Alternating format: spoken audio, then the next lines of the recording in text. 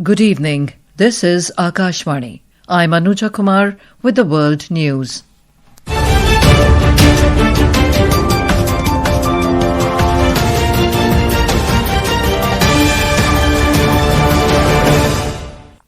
The headlines. US President Donald Trump says Pakistan is actively testing nuclear weapons. India expresses condolences at loss of lives due to devastating earthquake in Afghanistan as death toll reaches 20, sends relief materials including medicines. India and New Zealand begin fourth round of negotiations on free trade agreement. And in Tanzania, Samia Suluhu Hassan sworn in as the president for second term amid tight security after unrest. And now the news in detail. US President Donald Trump has said that Pakistan is among those countries that have been actively testing nuclear weapons. Speaking to a TV channel, Mr. Trump claimed that Russia, China, North Korea and Pakistan are conducting nuclear tests.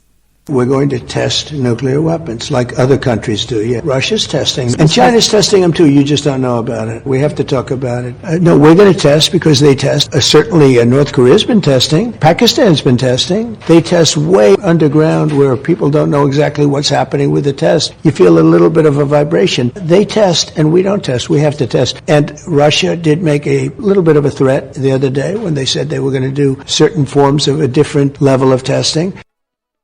Meanwhile, Russian President Vladimir Putin signed a law terminating the already defunct plutonium disposal agreement with the US, which had been aimed at limiting the production of nuclear weapons-grade material. External Affairs Minister Dr. S. Jaishankar has said India and Bahrain witnessed steady growth in bilateral trade and investment in the recent years. In his opening remarks at the 5th India-Bahrain High Joint Commission meeting in New Delhi, Dr. Jaishankar underlined the launch of electronic visa or e-visa system to encourage the visit of nationals of Bahrain. We have also seen a steady growth of bilateral trade and investment between our countries. We welcome investors from Bahrain to come and explore investment opportunities in India, conclusion of a bilateral investment treaty and the establishment of a joint working group on trade and investment will further boost our economic ties. We are working on various initiatives to strengthen our cooperation in the field of healthcare. Our space agencies are also making progress for deepening their collaboration. Speaking on the occasion, Bahrain's Foreign Minister Dr. Abdul Latif bin Rashid Al Zayani said the economic links remain central to the relationship, which has flourished across various fields. Bahrain and India established diplomatic relations over 50 years ago. In 1971, our rich historical ties extends back nearly 5,000 years, rooted in trade and cultural exchange between the ancient civilizations of Dilmun and the Indus Valley. Today, these economic links remain central to our relationship, which has flourished across various fields. India continues to be one of Bahrain's primary trading partners.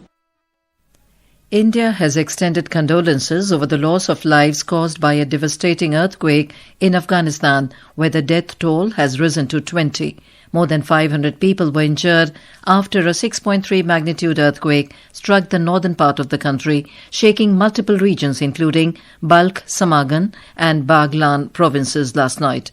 External Affairs Minister Dr. S. Jaishankar, in a social media post, said that he spoke with his Afghan counterpart, Maulvi Amir Khan Muttaqi, this afternoon to convey his condolences at the loss of lives in the earthquake. He noted that Indian relief materials for the earthquake-affected communities were being handed over today, with additional supplies of medicines expected to arrive soon. The minister also mentioned that the two leaders discussed the progress of India-Afghanistan bilateral relations. He welcomed the strengthening of people-to-people ties between the two nations and appreciated the exchange of views on the regional situation. The fourth round of negotiations for the India-New Zealand Free Trade Agreement, FTA, commenced today in Auckland.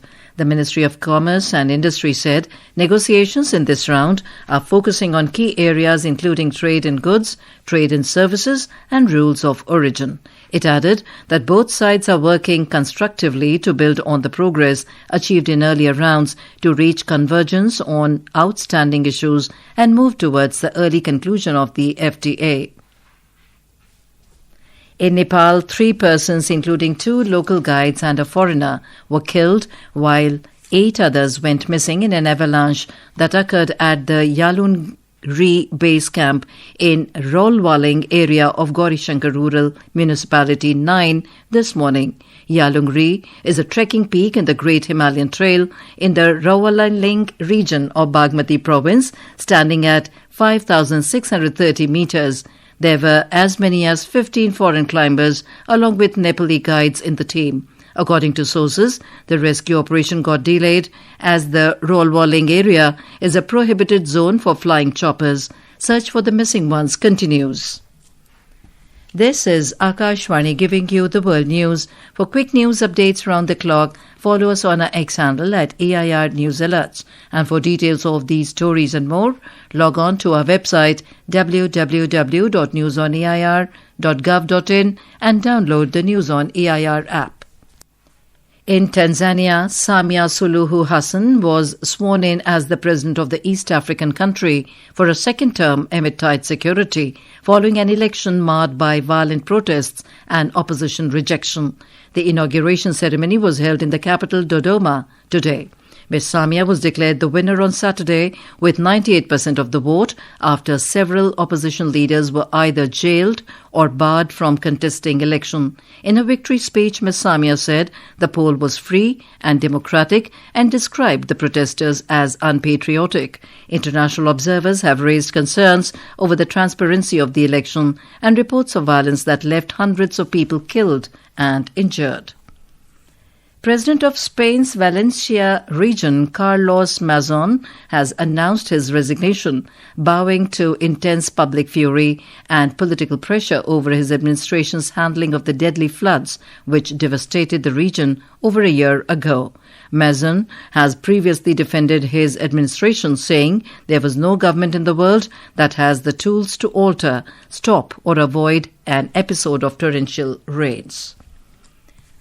The Abu Dhabi International Petroleum Exhibition and Conference 2025 opened today at the Abu Dhabi National Exhibition Centre, drawing over 2 lakh participants from 172 countries.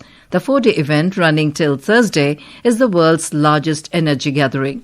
India has established a strong presence this year, reflecting its growing role in the global energy transition. The pavilions were inaugurated by Indian Ambassador of India to the UAE, Dr. Deepak Mittal said. Presence of over 150 Indian companies offering a diverse range of products is testament of the growing strength of the Indian manufacturing and service sector. Ministry of External Affairs Secretary Saud Dr. Neena Malhotra chaired a consultation meeting with Arab ambassadors in New Delhi today. MEA spokesperson Randhir Jaiswal said that the meeting discussed efforts to further strengthen cooperation between India and the League of Arab States. The Indian Olympic Association IOA has announced cash rewards for athletes and coaches for their exceptional performances at the 3rd Asian Youth Games held at Manama in Bahrain last month, where the India secured a commendable total of 48 medals across various sporting disciplines. Gold medalists will receive 5 lakh rupees each, silver medalists will be awarded 3 lakh, and bronze medalists 2 lakh rupees. 4th place finishers will get 50,000 rupees each, and coaches of the medal-winning athletes will be honoured with 1 lakh rupees each. In addition, both the boys and girls kabaddi teams will receive 10 lakh rupees each. And now, before we close, here are the highlights of the bulletin. US President Donald Trump says Pakistan is actively testing nuclear weapons. India expresses condolences at loss of lives due to devastating earthquake in Afghanistan as death toll reaches 20. Sends relief materials including medicines. India and New Zealand begin 4th round of negotiations on free trade agreement. And in Tanzania, Samia Suluhu Hassan sworn in as the president for second term amid tight security after unrest. That concludes tonight's World News Bulletin. For more updates, stay tuned to Akashvani. Good night.